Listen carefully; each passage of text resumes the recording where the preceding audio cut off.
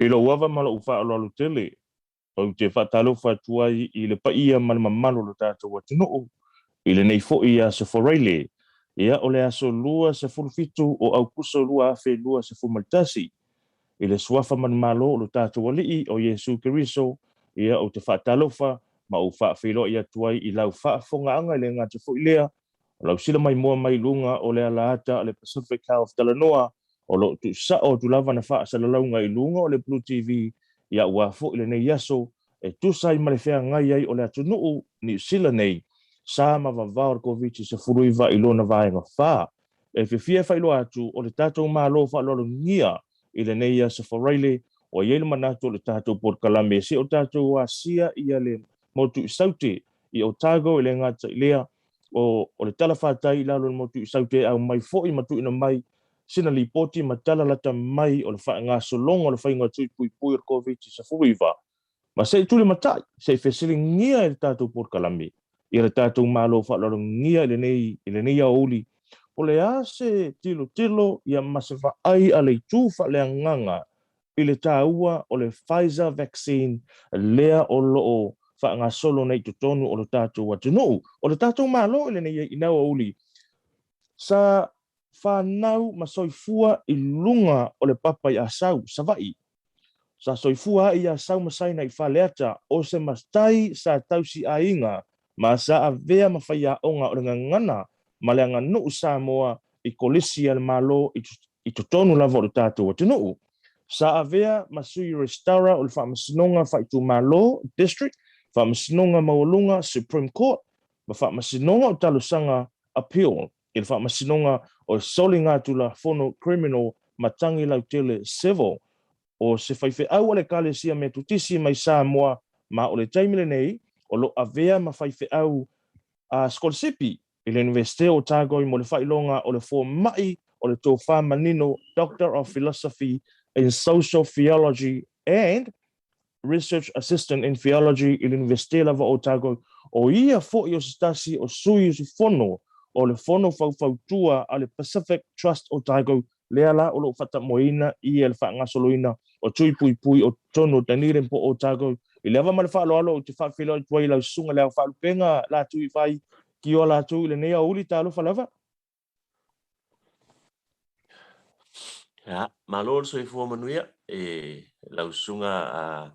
Lorenzo, Sara e mese fu tato po kalame ia whaapitoa ia mo nei fu I vaenga leo ia mese fu whaafonga mai ia mo le manu si o tato o tunu e tafu I fia I ngata le nei tunu New Zealand ia po fe lava se vaenga o lope o whaapea ona maua mai ai nei po kalame malol so I fua manuia ma le langi mama Whaapitai tele lava I lau sunga I le whaife au skolasipi la tu mo le avanua. Ia manatu o le nei lava lo upisi au kilani ia manei North Island i le whaingo le tui pui pui. Ia pe wa tau le anu atu ia le matanga luenga ia mai seo o i mātou i lunga nei au kilani. Ia i lo tātou community ia le ngata i leo le Pasifika i lalo i Otago ma le motu i saute ia ai a watu le nei awanoa Latu o lea sa maua le tātou Port Kalame o loo whea ngai le Pacific Trust Otago ma le whaanga soloina o le whainga tui pui pui mo le COVID mo nai o tātou tangata lea na amatalia mai le aso nafi o lo whaanga solo i le taimire nei ai mai se atai au se a mai sina li poti whamule mo le Latu. Ya, alo whaafitai a Lorenzo mo le whaafisili, ia, moni lava. Masalo se uro i taimile nei o leu wha tu inai, ia pe whaavai inai lea wa unanga le nei, ia mo tātou lava tangata Pasifika i le motu i saute nei o New Zealand. Me se lava ia le i tūlangi le nei o Dunedin, i Otago. O le wha lava ia ona ua maua fo'i ia le tele o whaamtalanga, ia meise o mau o lo mwhai ona awina mai le tātou motu i mātū foi. Ia le tūlanga o lo o matua pesi ai, ia le tūlanga o le tātou whaamai. Ia lea, ia umanatu ai ona whaisi to tele foi o tangata Pasifika o lo o alala mapapa au i Otago nei, ia meise lava i Dunedin. Ia watatau ona whaatuina, ia se tūlanga o se au nanga whaapitoa mō nei o tātou lava tangata. Ia lea ua whapea on whaatino ina ai ia ele Pacific Trust Otago, ia le tūlanga o le au nanga lea, ia mo le whaatino ina o tui pui pui na matamai lea sona nafi, ia o lea so mātai au o le wha moe, ia o le amatalia o le nei wha moe. Ina ia tau mo whai va ai mamata i tū po wa tonu mana onga o mana mia ia tangata fu el Pasifika o lo fium pa au i Dunedin nei.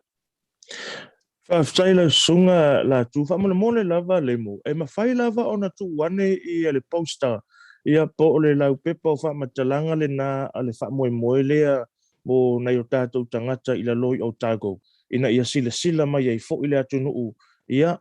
i le tau mawhainga o lo whapena o na tau la mua i le tātou Pacific Trust Otago ia le nau atu lunga i le pepa o whamatalanga whatase ma le numera i te tau o na wheso ta i elu tātou atu nuu ia e fai ia le tulanga le o poki e te tau ona fai mo le poki o le nau atu le tātou numero o valu se lau ia o valu se lau ono lua o valu se lau ono lua o le tulanga a le lei o le afa manino mai lava le sunga ia Latu e tai tō tasi pe tō lua tangata mwhai ona watu te me tasi ia pe watu umale ainga ai e mawhai fo'i ona au mai sau whaamtalanga o ai le Pacific Trust Otago. Ia, whaafitai mo le whaafisili lau sunga a Lorenzo. O le tusai ma le vaenga o le fisili mua. O le tūlanga o lo whaatino ina ila o nanga le Pacific Trust Otago. Ia, pe lava on sisila nei le pepa whaalau ilo lo i lunga ia le ata le na. Ma le numero le telefoni. Ia, moni lava o lo i eil whaupunga e mawhai ona vala au mai mo se avanoa e puk se avanoa pitai o le taimi nei ia ona o le totele o le mamalu se o tātou tunu e whainga tāna whaatino tūlanga lea ma o lo iai ia le au nanga e mwhai lava ona suatu to tasi pe to lua po le ainga atoa e mwhai ona watu whaatasi le taimi e tasi ia ile ofisa ina ile o le address o lo iai o le tolu lima o South Road Caversham i Dunedin ia o le awala na ia o lo iai ia le tātou ofisa ia o lo iai fo ia le unanga to tele ia o lo whaatino ina lava le unanga ia e nai o tātou tangata Pasifika mo tātou tangata Pasifika so se ngana fo ia mo le whaali liuina i le ngana Samoa ngana Tonga Cook Island ni we o lo tofu lava le atunu ia ma whaali upo lo iai e ma whai ona fsoswani e mese lava i nai o tātou tangata mātutua ia mese foi le tūlanga o saunga le mūpo security ia o lo o malu puipuia mea uma le tūlanga o le distancing ia o lo o whai on te whaatino o lo uia o malava ia tūlanga e te tau ona uia mo le puipuina lava ia o le tātou whaamai e ui lava e leo mawhai pe e leo iai ia se tūlanga o se whaamai ua mawhai ona mawainisi i le tui sauti ia o leo mātou amata mea ia ona o le puipuinga lava ia o nai o tātou tangata ai mese awa lava ni to tupu mai le peise e inisi mawhauwhaunga whapea pisi langona whailonga lang ia le whailoa mai lea o tangata Pasifika ma tangata Samoa i mātou tal tonunga o le si lea au wala e tau mawhai e titinai ia le tu ai ngā manatu ma to ngā langona a tātou amata mea tātou wanga i whaatino le tātou tiute o ani PFA e muri mai a u whaatino le tātou tiute e mese lava i tātou o lo nofo ia malala i lalo nei o le fasili no lua pe ona whaafsili ina a Lorenzo po le Pacific Trust Otago o le Pacific Trust Otago o se whaala putonga po se organization it's a non-governmental organization o lo ofo ina ia lana au nanga ua ruas funtau sanga taru ona whaavai ina le nei au nanga i Dunedin nei e patino lava mo na i o tātou tangata Pasifika ia tuina atu lau au nanga e mese lava le tūlanga soifua maloloina i mea tau mawhai sosoani na i o tātou ainga o lo mana o mia ia le sosoani mai vaita mau ainga ia o lo mawhaina sosoani le Pacific Trust Otago ia inisi o sosoani whaina ofo ina atu mo ainga o lo mana o mia ia le tūlanga lea ai mese foi o whanau a onga ia i tūlanga o pili a onga ma meo o lo mana o mia o lo yai lau au nanga whapena le Pacific Trust. Could you try again? Otago. Ia mole silufia fo ele tātou watunu. Ia o le pea na whailo atu. O le taimi mua le nei. O le whato a mawhai ona whaatino ina ile au nanga le. Ia mole soifua malolo ina i le tūlanga o se onitui. Ona ele o iaise au nanga whapena i tutonu lava ia o le Pacific Trust Otago ona o lo iai isi au nanga i pe o le tu maoli ia mese foi o le o fale mai pe si lava ona silafia pe o Otago i Dunedin ia o lo iai le fale mai tele ia o tele foi o fo o lo o nga tu le university nei pe ona lo tele ile au nanga ai ua papatino lava la le au nanga le nei ia ina ia mawhailoa o nanga isa o amo na i o tātou tangata. Ai mese fo i alo mawhana o le atunu. O lo o ngai nei Otago University. Wato tele i lātou malanga mai atu motu. O mese fo inisio i lātou o lo whapea o na malanga mai i so se i tu o le atunu o ni usi lātou no lo pole mai. Ia nei a inga po whape i mai lātou. A iei tātou nunga o lo o malu pui a pēr o lātou soifua. Ia a u tamu whai Pacific Trust Otago. E o fo ina le au nanga. E sosoani mo i lātou. Ia o i lātou fo i whanau a onga lea tunu. O lo mwhai fui ona tu i nātou sosoani i tau mafa. Sosoani il Pacific Trust Otago i patino lava. I alum whanau si o tātou tunu o le Pacific. Aftai la tu ia se mai sa no nga la sa o sila ia I whale board member I le tali mai au na i o tātou tangata Pasifika le tūlanga leo whai o tui wao le tau atu lava la tu I nei lava ia eukilani. Talu mai lava le aso lulu o le vai aso le na tōna I le tumu. Te vai ia ta iono le valu I tūla o whaatali se tai me te o I luma I pito I luma kiu. E whailo tui pui. Ai ala lo ina I Otago matani le whamanmole. Ia.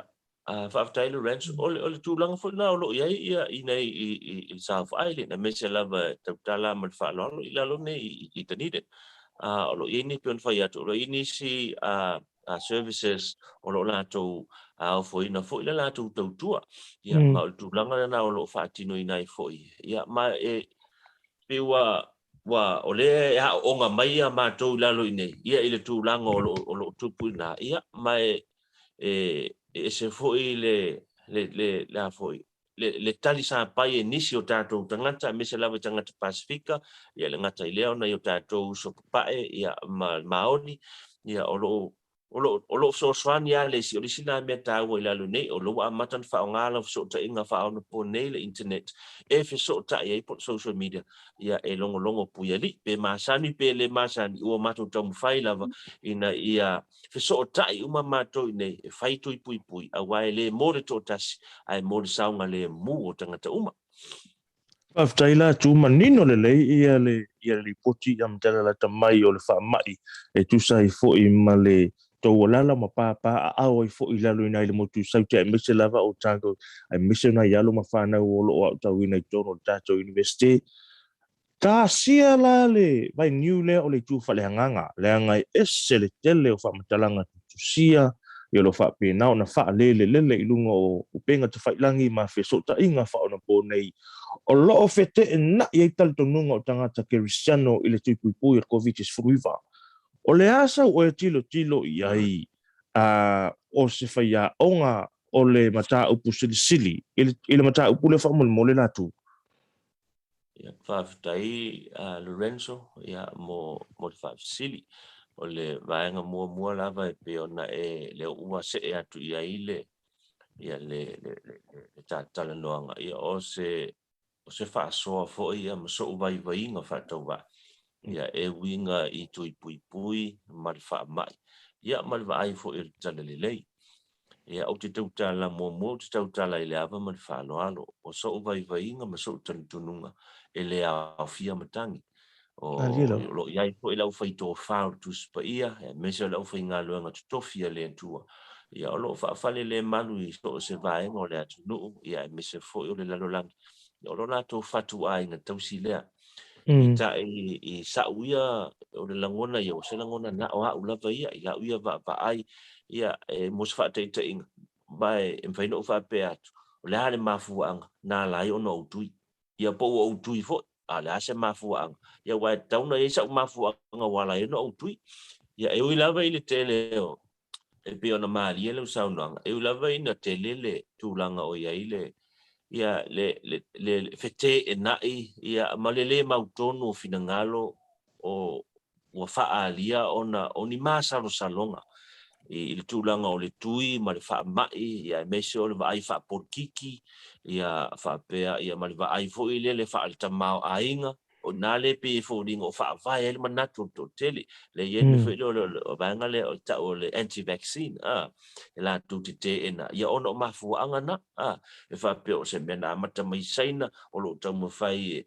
e fai tui nei o lo ise chip tonu ia po se me fo i le fan control lai tanto ia po lo tamu fai fo i fatama o fatau o tui i o fatama ai ngai nei le o to tele o tu nu mau meo le lano langi ia po le lava ele o faavae i na so ngona e faavae so ngona ma le puipuinga o au malo ainga malo vai lau tele i le atu nu lau tele ma tangata o lo fai ona fesotai e faavae lava i le tuspa ia o so la manatu e faavae mai lava i lungo le tuspa ia ona mua tatou Samoa o le atu nu Kevisiano o le atu nu foi e faavae i polo inga le tuspa ia pion fai mai faavae o le atu nu o Samoa e faavae i tali tonunga Kevisiano matula fono Kevisiano po ta iala Kevisiano le sila o fela mau ina ta iala e mau le tuspa ia o se fata ita inga ia e tele fata ita inga la ia o le fata ita inga fai ngo fia o in faina so ta il covid o fa ma e pesi ile ia le fa mai o le aerosol transmissions o se tasio fa mai e le lo e mata ai ma fai ona pesi ia ona ole tale ia ole mafatua ia po le pa ia tu pe o tu langa na ye ele ma se ngo mele tu spa ia le fa vai ele so i fuanga o tangata kirisiano fa ta inga ole tu se venga nga tuai la fo mo el venga nga fo le fa ma ye tai fo linga fa pe ele se fulu o ta uai ai ai le fa ma e tai fo linga o fulu ia ona uma ia o le fa ma ile ta o le pela sila le ia ta o le pela o le fa ma o le pa e longo fie o le fa ino le pa ai ele me ma ali le fa ma ile na sila le mau ili laina ma vai laina o le tus pa ia male matua matua atu le fa ma e leisona ese senga male fa ma ile o le fulu ia por covid coronavirus ia po le delta variant le usa nei mafuanga fa vai so langona o le fa ma ile o le lepela ele pipisi na o e pa istangata ai pipisi na o e tali ia ma fa peona e mafatua ole ava aila le fenga tuai ia o lo ia ila tala mai fa pitoa le tu la fono o lo ia to oto le fenga tuai le vikito sfutolo i le fa mai leo le pela o le fa mai le pela e fa anofo e sia le tangata e le mafai ona isolate o le tu la fono e fai mai maua lo tangata ua le pela e fitu aso e fa anofo e sia ai mai tangata lautele uma le fitu aso ona toi ilo lea po ua malosi fai mo le fitu aso e le malosi toi fa o popo le isi fitu aso o lona winga ua se fulu fa aso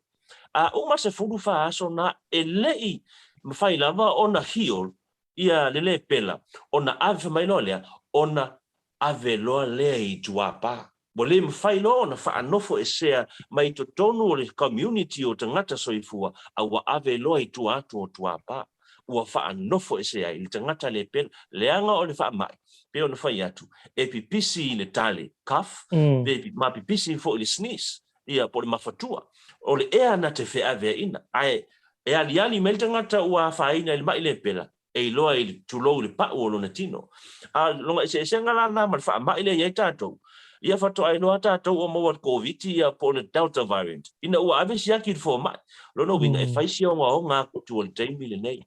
ole ia ila le tala mali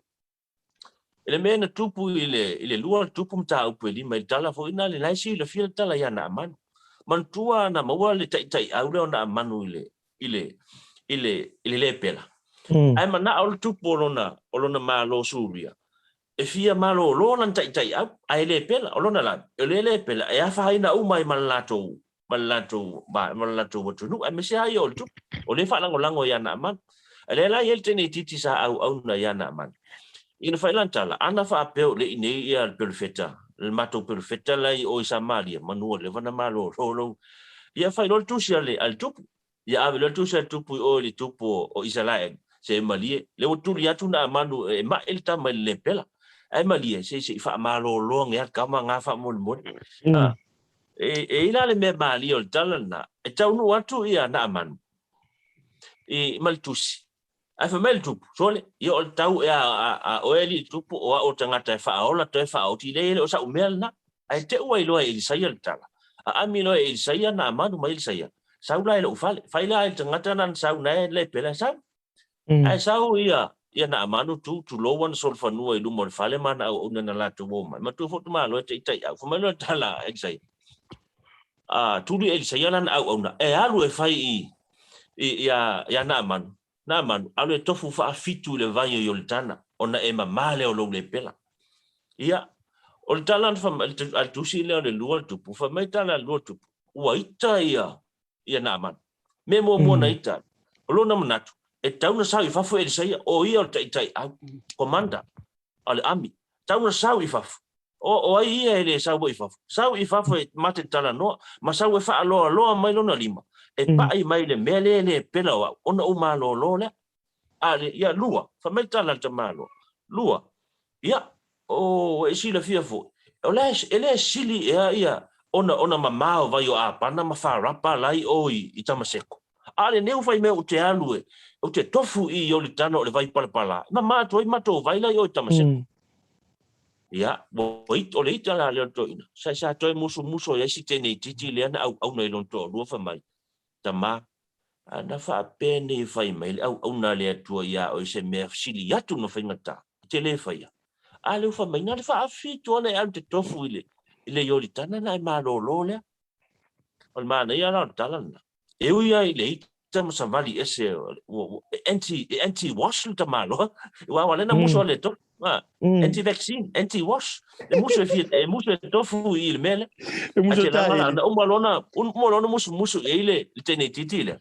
fa mai lo tala ile fa manga talana ona alu rola ia le to ina ua tofu fa fitu le tana e lan tofu rona fitu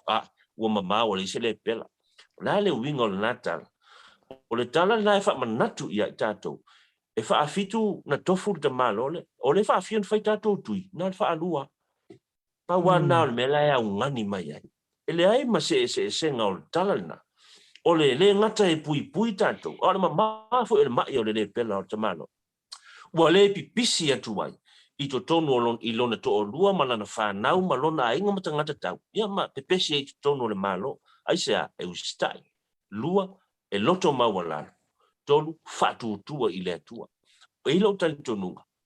O le mena na ina tu e to i ina mau tātou mātua. Le fatu tuanga kerisiano i to tonu le tātou whawai. Aisea, ia tātou wā o onga mai i tuspa ia maona tala. O lai to tonu uma tali mo tātou. Mo meia le tupu, le o tupu le so. A o lewa na tupu, lai to tonu le tuspa ia. Whaasino ai au tautua a mau tātou mātua. Tātou,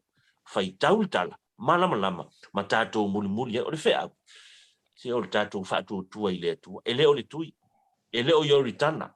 e le o a pana po wharapa. A o le whātua tuanga i le atua. E au wala mai i tui nei, so tātou manuia, ma le saunga le mua o le tātou watunu. Ia i nei sala ese so manatu Lorenzo. Nei sala ese. Ia a whapea fo tau te o le whengenga fo whapea. Leanga o le tala le o le tala le whengenga tuai. Ia a whai tātou worola tu sire. O Yesu wa ia. E ono le whātou nunga. Alo na ami Yesu on so i tu sina mata Yesu. Ma tala Yesu. O mai na o. Ia o tō atu. Tōru mean whātou whai Yesu e whai. O mai e oe. E fa malolo le pena fa tu tanga tauti ia maturi te moni e vai me tonu fa Yesu yo na so e fai ela vei mal le pela le pipisi pe a o ile in mafatua matale le tangata o no bingo le mana onga fo ile o Yesu pa wa le o le awala e ma fai ai fai fa tu tua mai fo no tala Yesu yon so le wo watu fua ia te o to le malo fa le fa pena fo ono to o ta la ifua le fai ngale mele a fai ol ngal nga au fai ngal nga ta la itale le yo lo fo ile tel to nunga o ta fa so ni fiafi o le si a wala le o te fa so ai tale le el malu pui ai tato uma o le fina ngalo Yesu ele tine ia fa mai nei langa o lisi fo ima fa ufonga fa pe o na o te taloa ma fa tu tua ile tua e au no ma ni ngaluenga yo lo wa ya tu spa o le fa tu tua e au no ma ni ngaluenga e mate fa tu tua ia ai ta o tele ia tato lo tato tau muni pe Lorenzo ia e fa tu la utala leanga o te ola mai au ia o lae e fai tui pui o le temi fo ina le fa ma ia le pela isa mo o te ola mai au ia sa fa ato le tu yo la tite e lo tina ele ngalo ia ja una tite ngalo te tangi a wewe ia fo mai langa mo ia la o tale le pela ia ai we fa mai fo linga o le pela e te tau pe anta tu tau sisi ai mo le pui nga wa le si o le fa mai na el temina o le tonga ia sa fai fo itu mo le tonga sa fai tu yo pipili wa le sina fa mai na e mai sa so ani tu ai ane ale tato manuia ia la mela tato tu fesili ai nei tu ia atono ni ma fa ufonga mani filosofia o filosofi mai vai pele o se ava no e tau fiofi tato ai fa solo atili fa ma ia ma uma tu tato ia ai tato te lango fatasi e te wa ese sa ulangona ma ne le fa silven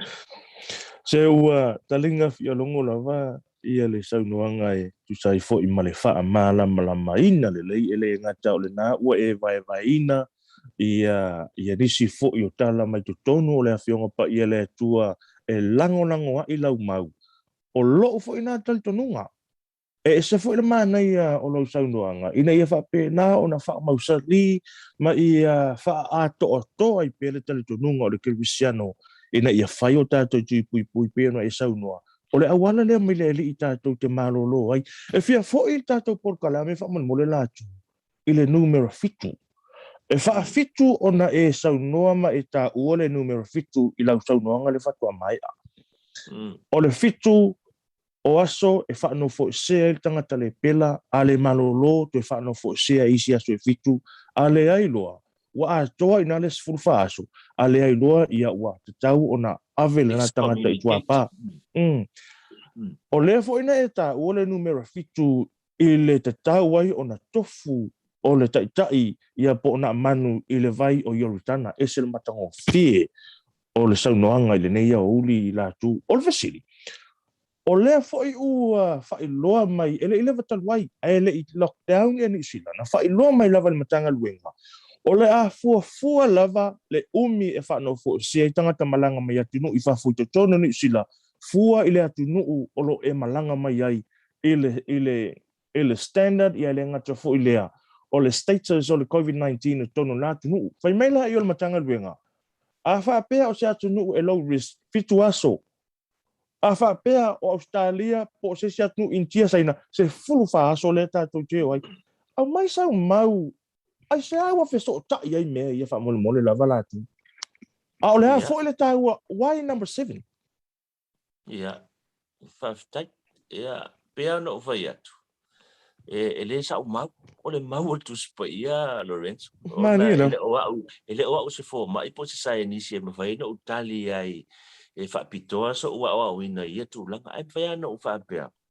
ole ele va ai a fa ia fa pea se va ai le fo mai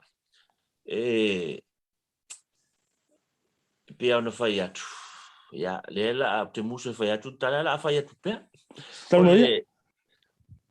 ele university e tele yo finaunga e pe fo linga ua pito i lunga le awa wina o le mata upule nei o le loa ma au le tula o le medicine pe fo linga mai o mata upula ua lunga i o le university ai e toe fo i au tala mai ia le amatanga po le tala fa so pito le university o le ulu wa i mata upu sa o wina fa vai ai le university o le mata upule e ta o le theology Mena le ona ta o theology e whampea o le queen of science. Theology is the queen of science. Lono winga.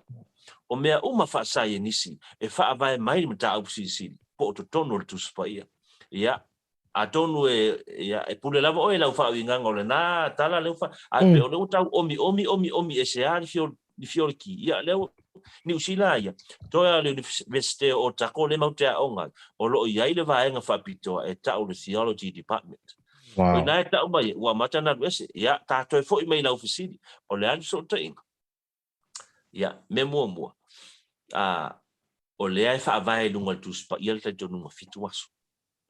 furu wha aso e whaavae tonu tuspa ia le ufa ia tuntala le anga e fiso o tai ia le mai leo le pela ma le mai lea langa le wha mai e pipisi i le e afi avea i le ea it's aerosol transmitted e fi avea i le ea so o le wha mai lana e tusa le leia ma le wha mai lea o le COVID sfuruiva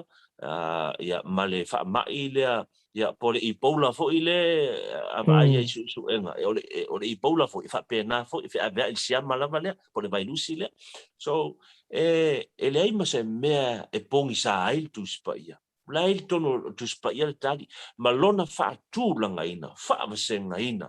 o aso ma taimi e te tauai ona malu pui le tangata ia whaatasi ia maisia tātou mea ia sau temi nei ia tu lau o le whaonga ina o me whawhanu ai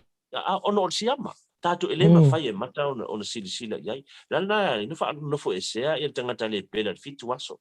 ona ina ia aua ia na o lona asi o manga lo ia e pipisi ai umalo na o ia le se vanoa e toe e se tangata e pipisi ia tau malosi mai toe pisi mai les ai na o ia la na le na fai fa no foi sea ia atonu au po ile tau muli o te le fai ato i o tu spai au te fai ato e ia le so ta inga fa le nganga o mene ia male meolo tupu faltino o le au foi ni ngalo le sitala tu spai o tele o tangata o ia mo lo fa alo tele lo wava tele awani ia fa ina sfina ngalo e fa pe mai ia e fa mo ia ile tua il fa tua mal talo mantala tusi e pito i luma fa le tino so to ile mal fa le nganga e manuia le nganga ina u manuia le tino u stai mo tanto i meo lo fa tino mai ai mese forma male ausu e o lo ma fai ona o le poto o ilato o mea lofa le tua o tufa ia ilato e lato te sa ili ai le manuia o vai ma lima ia o le tua o le to fa le tua lo ia ilato fa o ta ma ai ngai nai lato fa sino i tato i le ala tato te malolo ai o le sina winga le upu healing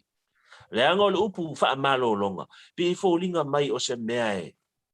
mana o tangata teimi nei ia ai vai mo tana le ya na man le ita na man a mena le sa wi sa fa fona sa wa pa ilo o le tar sanga mai lo tupu I a le fa mai o kelke kofu yo e te mi le mana o le tu instantaneous ia pe tupu fa vave po le te mi ale nei I o tato fa malo longa ai mana o mia fo ele tu le me ta fa sin tato nga luenga o fa tu tu nga luenga o fa tu tu tato te tu I lunga tato nga lu e fa tasi o le sile awala e ta o mai ai aua ne I o tato al to tasi awa le mele o tite ia o mo tanga tai tu to tasi a o nga lu e fa tasi o tato e fa tato tu o tato nga lu e fa tasi ia ina ia tato mo se saunga le mu fai fatasi mo New Zealand Samoa ia mana lang Matango fiel fa soa e tela ofisili tele yo ofisili la ngo le fetu le ni mai ia mau fau ngai tu sai fo I male mtau ofisili ai me se o le sota inga I le tulango lo o pangati I la lang I te mine I fa mai ai tele yo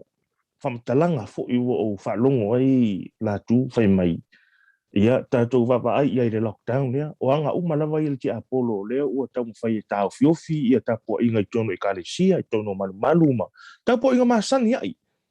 e mawhai ona o mai sau whaamaninoga ma sau saunoaga whaamolmole latu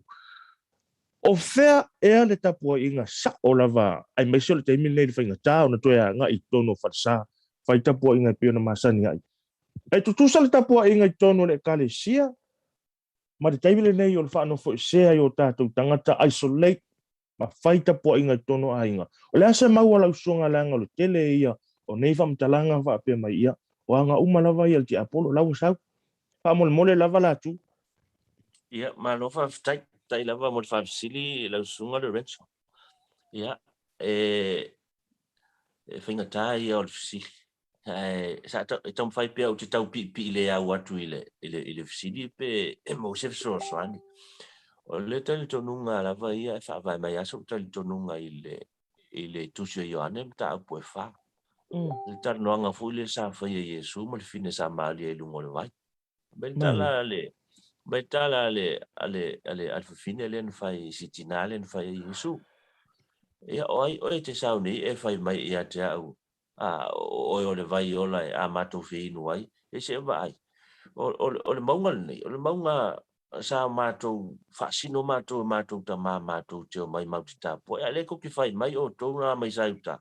o le malu Jerusalem mato te o e ta po ia mai tala Yesu sa o tina sa o e le aso male tu aso to te ta po ia le nei maunga ia pe ta po fo le malu Jerusalem ai ta po ai male le no ai vai o to e o mai le aso to te ta po ia I le tua I le anganga ma le fa mau ma o lo sa ili fo I le tua ia I la to o e ta po ia te ia fa apena I le anganga ma le fa mau so o so la ngona vai Lorenzo e le fa pe o fa le anga Yesu ia le tali tonunga a ona tua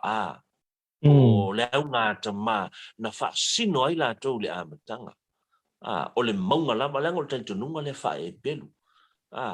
e va ai o mata I maunga e o mai ai lo so swani mena le ona la taua pi pe mai Yesu e le fa pe o fa le anga Yesu e taua le malu e taua le maunga ai va ini ngalo ia to le metau pe maunga pe malu pe le maunga pe le malu a o tapo inga fia mai le loto me sili na o tau tamana la su e Yesu la su ele pe te tapo ai la ile maunga po le malu po lo fali ia po le mena te fai ngā lue ngai po lo office a o lai fai ile nganga ma le fa mau o na ye ile tu ia te ilo ye pe te ua wa e se so una ngona Lorenzo ai e le fa pe o fai atu wa fa le au ngā pe o le isi na pe oni mau na pe foringa e o le si tu o le nato ngā tali to lunga fa pe na pe la tau fi ai lot ia ona ile o lo polen ina ni te utato mapo lotu ai e tia ia ile nganga o le tua ia tato so mea God is omnipresence o le tua I so se mea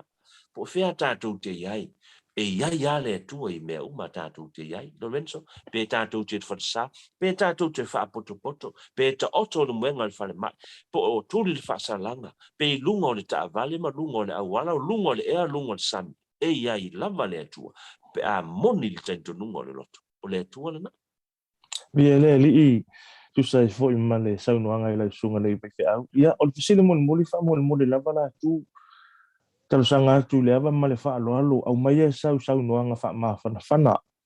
e mo le fo ile file mu ia ina yo tatu tangata ua fa pena ona wala wina le tu lo la tu soifua a o fea ngai lo tatu wa tu no ia mama nga fa o le mafuta ia na yo tatu tangata ainga I yo la tu tau ainga fo I wa fai I langi le fo longa ona o le nei fa mai au me sau noanga fa ma fana ia le ngata fo ilea o moli mai fo I sau noanga fa ma fana ina yo tatu e kalesia mai se lava nei mangele le nei olo to tele ai ia tangata ua afie le fa mai ia ila ua mana u fa alo la tu Ia whaaftai Lorenzo, tai mo le tūlanga o le tālo sanga. Ia mua lava pe lava o na tau whai atus whaamtalanga e tau tala I lava ma le whaanalo. E le sili sa upu ma sa ufa mawhanawhana ini sa unoanga. Ia a le au whai ngā luenga ua maea ia ona whailo foi I nisi o ainga. Ia mai la tau mwhai ona afia ma le awa iatu I sauninga, ia I toe sauninga foi, ia o nisi o e pele ma mai I le mafutanga, e ele tali tonunga, o le whai longa le na, o le tātou stai I le tua, ia ma le fitu aso, se furu wha aso, o le lockdown o tātou iai, ia o no le tau mwhai lava ia pui. E le le tātou sacrifice, pe tātou te ola osi tau langa I se mestasi pe lua. Ai mawhai ai o na whaasauina I tātou te toe au wai whaatasi, I nisi mea muni mai, nai tātou nau le teimile nei, I ni nai mea si tasi pe lua tātou te whia iai, ia ai tupu mai ai, ia nisi whaafita au ni min whaalawe te tele, wa mai no tia I loa I tātou, I se teimi le lumnai, o le te talo, male anganga maulalo, I le ava male mingau, ia tātou whaano no manu I le tua. E leise isi tali. E o fantasi lu tātou whatu tua. Le tātou te talo. Ia malu tātou tali tonunga e whatino. E il tātou pito la au e tātou te amo ina. O le tātou lou o le tātou pito amo. O le tātou stai. Ma o tātou la lango fantasi. E fina ngalo fo I le tua. E le na o ia e tau avea. Ia lana itu. Lana itu. E maa male avenga. Ia patu watu fo I ma tātou te ngalu lue fatasi o tutano fa maise le nganga o le tua fa ma fana atu le nganga o le tua o ai ni soifua ua vea ia o ni nei vai tau o tātou ua e mafati ai o tutano na le nganga fa ma fana o le tua e pa iatu pa ifo pa iana e so soani atu e fa pena uma lava tātou ia manuia Lorenzo ia whengai fo ia o lausunga man pokalame mese o ala leo malo so te inga e longo puia li so tatu tu num fa mal si au tu talo ia fa pio na ngale leile tua ia te utou ma wolo to malo si pui o to mai fa mai ma tatu a ia sili ona mau e tatu le fia yo tatu lot tatu te au nai le tu tatu te fia mafuta pea na yo tatu ai paule au wala me fa tatu to e felo tātou on sa, tātou fitu, se furuwha, mele lockdown, ia tātou whātanitari, ia ina ia mwhaiona ngā leile tua, ia o te tālo lea, whamungi tele lama lea tua, le aso lau sunga Lorenzo, ia mese foi le au whai ngā luenga, ili alofa maleanga le leio lea tua, manuia se tātou o tunu. tai tele lava manatu ua maua lunga lava le vi ingo le tua e tu sai fo I male ta fa soa male fa talanoa I le nei au uli wa moli ai fo I le mafana male file mo I fina ngalo maloto le tātou atunu ia tātou fea ngai ai pea male nei fa mai fai ngata o COVID se furuiva whaftai wa manino tulanga umai pei o na fisili nie le tātou por kalame la sunga ia alofa le tua pulpule tele fo ia fo I le malo sili tino le mafau sili lava le malo si fale anganga ia ua fo'i lo tū mai ai le foi o lo e taula mua o e support member i le tātou Pacific Trust Otago ia wanga luenga ma whaiva o lo whea ngai ai i le whaala putonga i le whaingo tui pui pui mo le community o le Pasifika ia i lano nai Otago maua se isi a tā wha talanoanga i staimi o i luma la tū o mole tolo whaanga i lau sunga ma whaltua ma le nofo alu ia le ngata i leo le community o le Pasifika ma Samoa i Otago o mole tolo whaanga mo o tau ma ia mo nei taimi wha manuia le atua soifua ia. Ia soifua, whaasifua.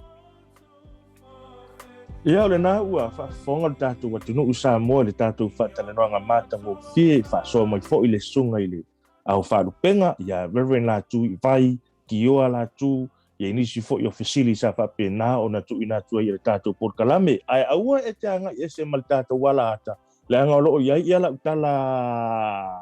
my funny story e mai al tātou pese mal tātou malolonga lea fo i mai o na tu ina tu leo tātou updates o le aso le nei luas fulfitu le aso foraile o au puso lua fe luas fumaltasi mai le matanga luenga le soifua malolo ina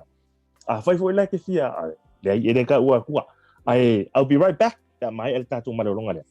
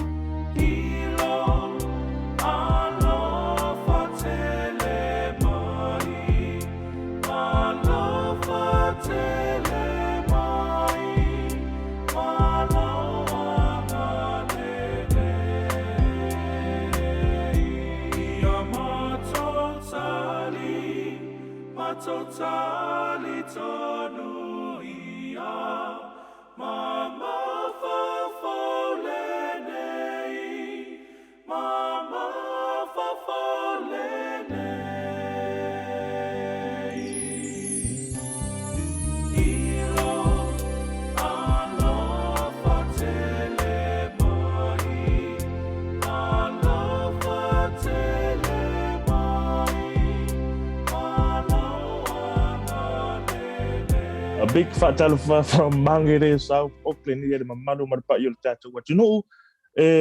Whaatalofa whapitoa atu lava, ia i le tamaita ia vasa tole a foa, o moli mai o nā lo whaanga, ia mo lausunga i le ri whaife au, lausunga le whawhengai ngā lātu, le ngata fo ila i lea, ia o lauso ia manuia lo mafuta mai o ia i tātou porkalame, pēr fo iso uso, ia i a sa utoi upu kai sao lo mafuta mai o ia i nai iso mātou ai ngai sa vai at whanga, mo moli mai fo i o nā lo whaanga, ia mo lausunga i le ri whaife au lātu, ia moli ato lo whaanga uso, iso tātou ai ngai meso tātou mātua, o lo mafuta mai lunga le tātou porkalame, ia i le nei fo i tū la o le aso, ai o lātu ina atu, ia si a tātou update pupu le nei, ia mo le COVID se fuluiva i le nei fo i aso, le aso lua fito au kuso lua afe, lua se fulu martasi, e tu sai la ma fa maunga ia ma talalata mai o COVID se fuluiva, tu ina mai le matanga luenga le soifua malolo ina,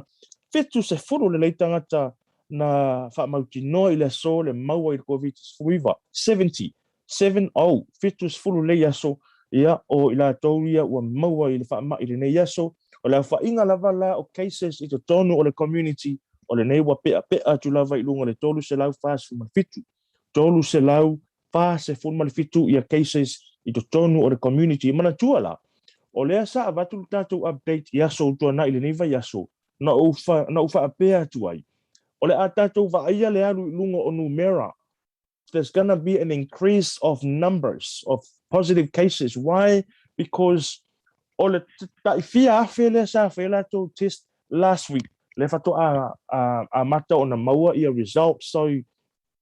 be patient. Don't panic. Awane o tātou pole, ia pe o tātou le tūlanga fo inga le ua popole loto ma popole ma fau ma le mau tinoa ma le mau tonu ai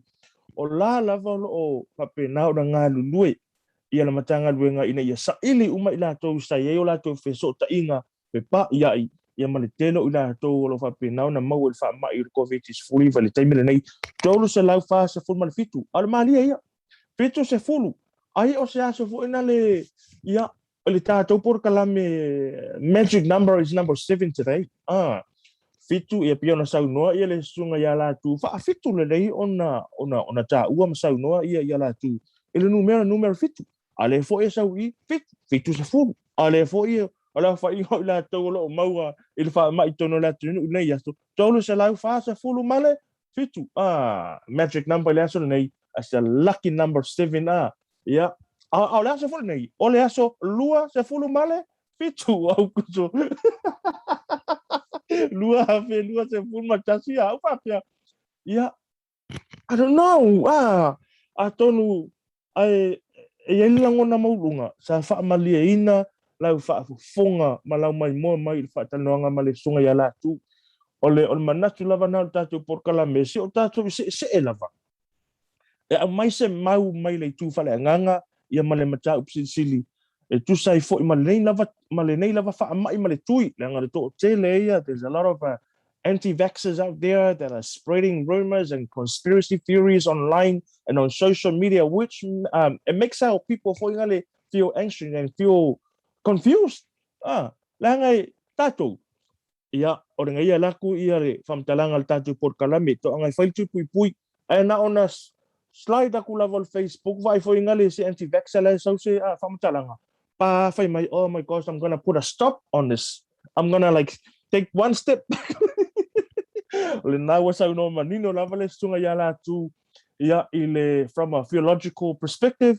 ola lava sa ia to tonu le tusipa ia le telo fa mai sa fa no fo se foi people were isolated in the Bible I don't know wingala o matua I mausa li ama o mauti no le lo ma fa taimile le malo tal tonunga oh hang on I have done the right thing I have been vaccinated for such a good reason because it says in the Bible that I need to be vaccinated. I need to look after myself. I need to look after my body, my soul, and my well-being, as well as my family and our whole community. Manatua, the battle that we are now facing and we are fighting as a, what do you call it? Everyone's battle, right? Let me say, ole battle umalea, ole tau olo tatu, tau ole temile COVID is furiva. We need everybody to be on the waka, paddling. Wa fo ingane le mo le ya ale ta walo la to telo tangata. But anyways, le was se maltatu tai mito lo minuto na tale le tu lai fa. Kalo fai tele o na update fia batu. Ai manatu ono le taimi fa tulanga ino tatu por kalame. Ya. Ai mo moli atu ai le ngangon fa tai. On behalf of Blue TV and Pacific Health Talanoa, thank you so much. Gracias, malo au pito, winaka vakalevu, meitaki maata, for tuning in and for supporting, and just for being with us online while we, deliver this programs on social media platform to keep you informed and keep you engaged. And to keep you connected with us. Thank you so much for tuning in and for for being a fan of Blue TV. Shout out to all our viewers and all our listeners and all our followers. We hope that you have a good weekend. Manuia lava fai ungal vaiaso. Like Latu says, etutusa lava le tapua I fadesa. Whether you are inside a church, you are walking on a mountain, you're in your car, you're in your room, you're at home, you're in your garage. Don't forget God is everywhere. I love you so much. I love you, my beautiful community. I love you, Samoa. Take care and be kind. I'll see you next Monday.